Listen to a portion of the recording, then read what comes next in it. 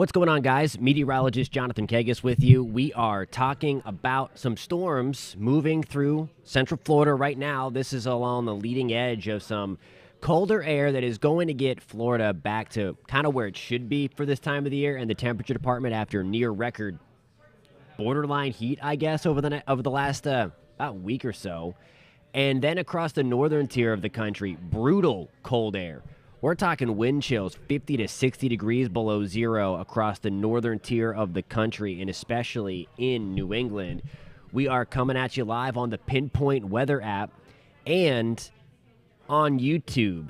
So if you're tuning in from YouTube, post a comment where you're watching from. If you're in Florida, we're going to track those storms for you into your location.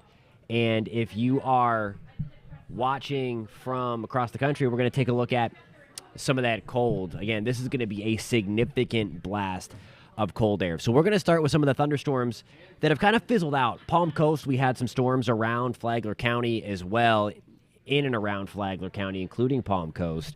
The thunder has kind of subsided. We are not picking up any of those lightning strikes as we speak, but we still have some moderate rain coming down.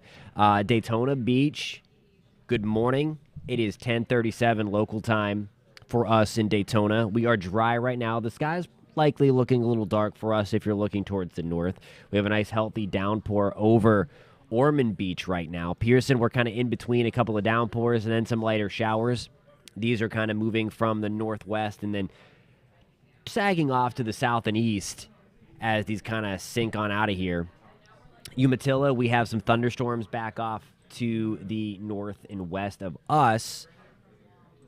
Get you a closer look. I'm going to pause this radar loop again. The Villages, we just have a few light showers around. All of this beneficial.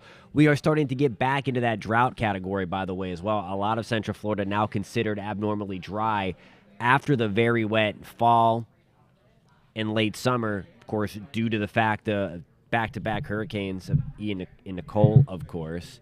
What's going on in Wekiva Springs? We have a couple of showers around. Most of that, not thunderstorm activity. We don't have any lightning with these, but we have some healthy downpours, especially in and around south of Popka. Lockhart, what's going on? We have some downpours to our west. Piedmont, we have downpours overhead. The heaviest stuff now over the 429 getting into Paradise Heights. We'll head down the 429 into Ocoee and into Winter Garden. We are dry right now. Some light stuff back off to our west. Oakland, we are seeing some of those showers right now. Hope you're having a great morning and afternoon to start the weekend. Claremont, Mineola, down 50.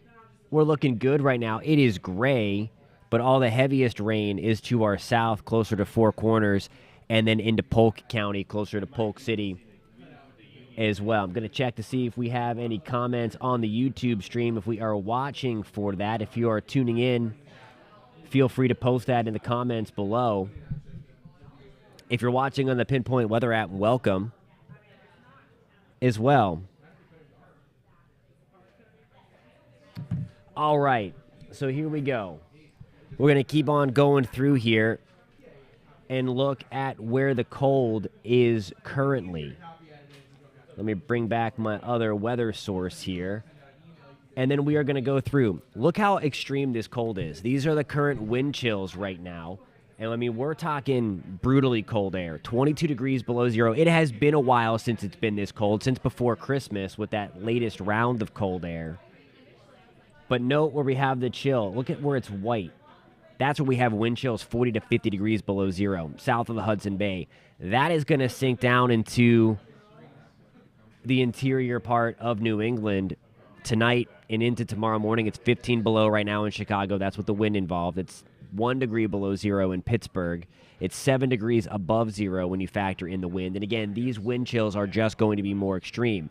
This is what it's going to feel like across parts of New England tomorrow.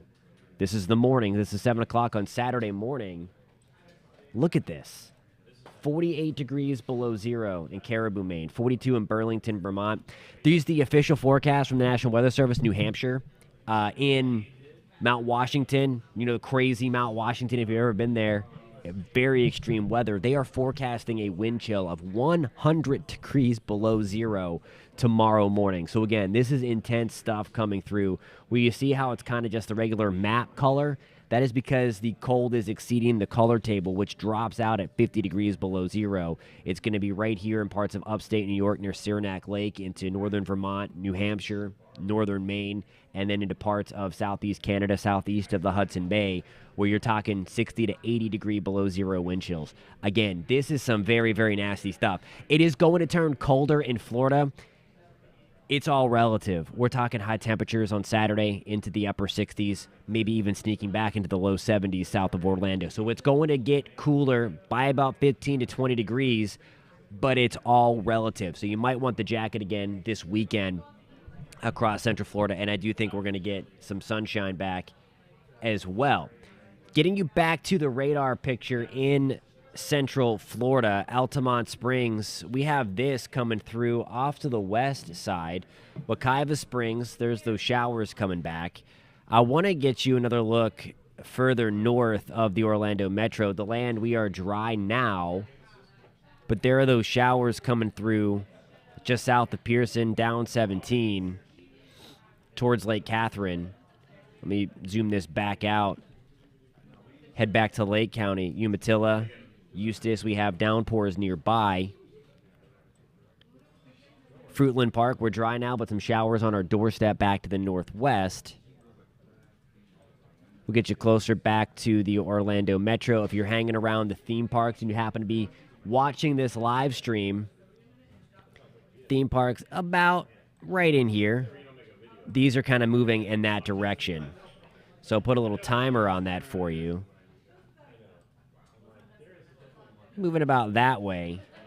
So again, about four corners. I mean, they're on your doorstep. Dr. Phillips into the attractions area. In at about 20 to 30 minutes, you're likely going to get wet here from these downpours pushing through. So anybody on I Drive, Kissimmee, we are dry now. We're going to get some showers over the next hour or two pushing through.